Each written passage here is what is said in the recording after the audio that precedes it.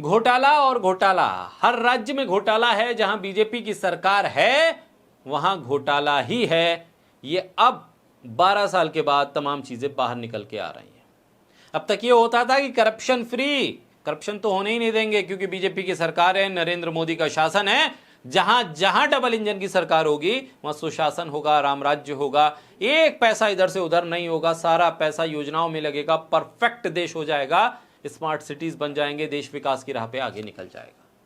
लेकिन अब घोटाले की बात तो आप हर चीज में, हर योजना में तो क्या ही कीजिए, जब राम मंदिर के चंदे में भी, उसके दान में भी घोटाला हो गया, जब वहां से भी करोड़ों रुपए हजम कर लिए गए, लोगों ने घर बना लिया, प्लॉट में घोटाला कर लिया गया, तब ये बाकी घोटाले तो बहुत छोटी सी बानगी है। नीयत सच्ची हो तो पूरी कायनात आपके हक में खड़ी हो जाती है।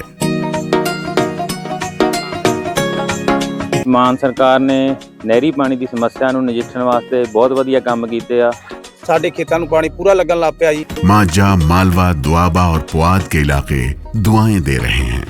ਮਾਨ ਸਰਕਾਰ ਦਾ ਬਹੁਤ ਬਹੁਤ ਧੰਨਵਾਦ ਕਰਦੇ ਹਾਂ। ਐਸ ਜੂਨ ਜੁਲਾਈ ਜਦੋਂ ਝੋਨੇ ਦੀ ਫਸਲ ਹੋਊਗੀ ਇਹ 85% ਤੇ ਪਹੁੰਚ जाएंगे। जी हाँ, अब बात उत्तर प्रदेश की नहीं, उत्तर प्रदेश से बढ़कर आगे मध्य प्रदेश की, जहां पर डबल इंजन की सरकार है, मोहन यादव मुख्यमंत्री हैं और दिल्ली में नरेंद्र मोदी सरकार को सहारा दे रहा है। वहां पर चावल का घोटाला हो गया। चावल घोटाले से आपको रमन सिंह की सरकार याद आ गई होगी, जब चावल घोटाला हुआ था और उसके बाद उनकी सरकार वहां से रफू चक्कर हो गई थी। जी हाँ, छत्तीसगढ़ से। अब ये घोटाला हुआ है मोहन यादव की सरकार में। हालांकि दो मुख्यमंत्री बीजेपी के, जो एक तो राजस्थान के मुख्यमंत्री और एक मध्य प्रदेश के मुख्यमंत्री, काफ़ी टारगेट पे हैं। बीजेपी के संगठन के भी बार बार खबरें आती हैं कि इन्हें बदला जाएगा, लेकिन जिस तरह से घोटालों की खबरें निकल के सामने आ रही हैं, अभी मध्य प्रदेश में ज़मीन का घोटाला जिसमें खुद मोहन यादव के परिवार के लोग इस पे शामिल रहे, वो अभी थमा नहीं था। ये चावल घोटाला एक बड़ी घटना बनकर सामने आ गया है। भारतीय खाद्य निगम के चावल की बड़ी हेराफेरी का सनसनीखेज मामला सामने आया। करीब 4 करोड़ रुपए मूल्य का 16,500 क्विंटल सरकारी चावल अजीबोगरीब ढंग से गायब हो गया। अब पुलिस कार्रवाई कर रही है। सांप निकलने के बाद लाठी बजाई जा रही है। सौसर के बौरगांव औद्योगिक क्षेत्र में स्थित एविंजे agro private limited ethanol plant से जुड़ी दो जो रिप्रेजेंटेटिव है उनको गिरफ्तार किया गया, क्योंकि ये एथेनॉल बनाने के नाम पर चावल की हेराफेरी हुई है। जी हाँ, वही गडकरी जी वाला एथेनॉल जिसमें E20 की प्राथमिकता है, लोगों की गाड़ियां खराब हो जाएं सो हो जाएं, लेकिन एथेनॉल तो हम बना कर रहेंगे क्योंकि भैया हमारे बच्चों ने कारोबार कर लिया है।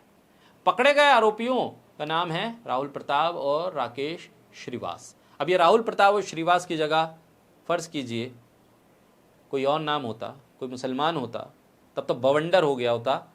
बहरहाल इस चावल घोटाले में राहुल प्रताप और राकेश श्रीवास हैं, इसलिए मामला उतना तूल नहीं पकड़ रहा है। हालांकि विपक्ष इस मामले को काफ़ी ज़ोर शोर से उठा रहा है और मध्य प्रदेश में विपक्ष जो कांग्रेस है वो लग रहा है कि बहुत जागी हुई पार्टी के तौर पे वहाँ दिख रही है। ऐसे ही राजस्थान में भी कांग्रेस कर रही है। अब देखते हैं कि नतीजे क्या आते हैं कभी जब विधानसभा चुनाव होंगे। बहरहाल इन दोनों लोगों को, यानी राहुल प्रताप और राकेश श्रीवास को, कोर्ट ने 28 जून तक पुलिस रिमांड पर भेज दिया। अब रिमांड पर भेजा है तो कुछ ना कुछ उगलवाएंगे या कुछ ना कुछ सेटल करवाएंगे। इस कार्यक्रम के बाद से ही, जो ये कार्यक्रम हुआ है गिरफ्तारी का, उसके बाद से ही ये कयास लगाए जा रहे हैं कि ये महज एक लापरवाही नहीं है बल्कि एक सिंडिकेट का काम है। और सिंडिकेट ये दो लोग तो चला नहीं सकते, छोटा मोटा अधिकारी नहीं चला सकता, जिले का अधिकारी नहीं चला सकता, बहुत ऊपर लेवल की बात है। वहाँ से तमाम चीज़ें मैनेज हो रही होंगी शायद। जांच के मुताबिक ये पूरा चावल भारतीय खाद्य निगम द्वारा एथेनॉल बायोफ्यूल बनाने के लिए आवंटित किया गया था।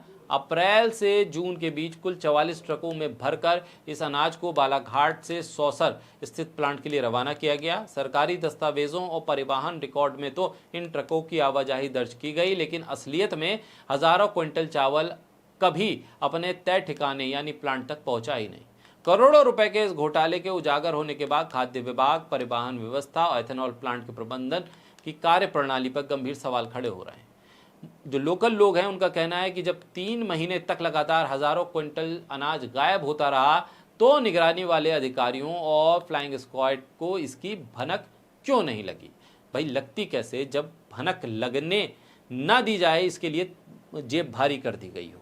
या उसमें हिस्सेदारी दे दी गई हो, पार्टनरशिप दे दी गई हो। यानी इथेनॉल बनाने के लिए चावल की ज़रूरत थी, सरकारी कोटे से चावल चला तो रजिस्टर में और पहुंचा भी रजिस्टर में, लेकिन चावल ठिकाने पर पहुंच जाए और इथेनॉल बन जाए ऐसा हो नहीं पाया। चावल बीच रास्ते से ही गायब हो गया, बाजार में उतार दिया गया। हज़ारों करोड़ रुपए इधर से उधर हो गए।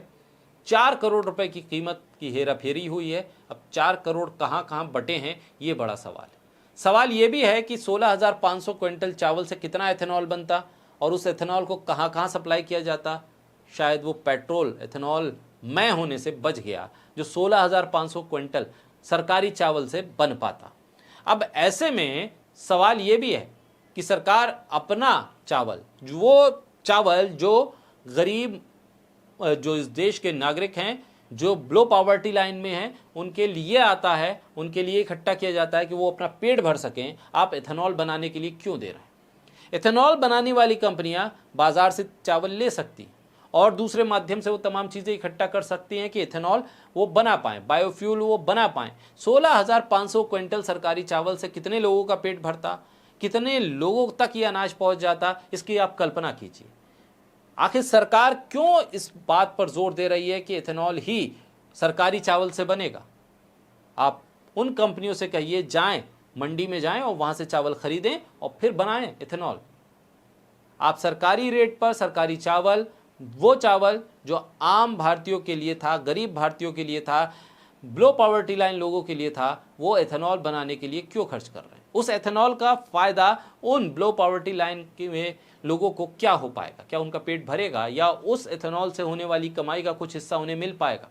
16,500 क्विंटल चावल उन लोगों के पेट को भर पाता, ये ज़्यादा ज़रूरी था, या फिर इस देश के भीतर ये ज़्यादा ज़रूरी था कि 16,500 क्विंटल सरकारी चावल से एथेनॉल बनाया जाए? बहरहाल ये 16,500 क्विंटल सरकारी चावल, जिसकी कीमत 4 करोड़ रुपए बताई जा रही है, इसको हड़प लिया गया है, बाजार में उतार दिया गया है। अब ये 4 करोड़ की कीमत पूरी वसूली जाएगी इन लोगों से, या फिर आधी अधूरी मिल पाएगी? इन 2 लोगों के अलावा और कौन से लोग हैं जो इसमें शामिल हैं, और कितने बड़े पैमाने पर ये हेराफेरी हुई है, और राज्य में कहाँ कहाँ हेराफेरी हुई है? बड़ी लंबी तफ्तीश और बड़ी लंबी इंक्वायरी की ज़रूरत है, जो किसी कोर्ट के डायरेक्शन के भीतर हो तो ज़्यादा सुनिश्चित लगती है। बहरहाल अभी ज़मीन घोटाले से मोहन यादव का पल्ला छूटा नहीं था, चावल घोटाले ने एक और उनके लिए मुश्किल लाकर खड़ी कर दी।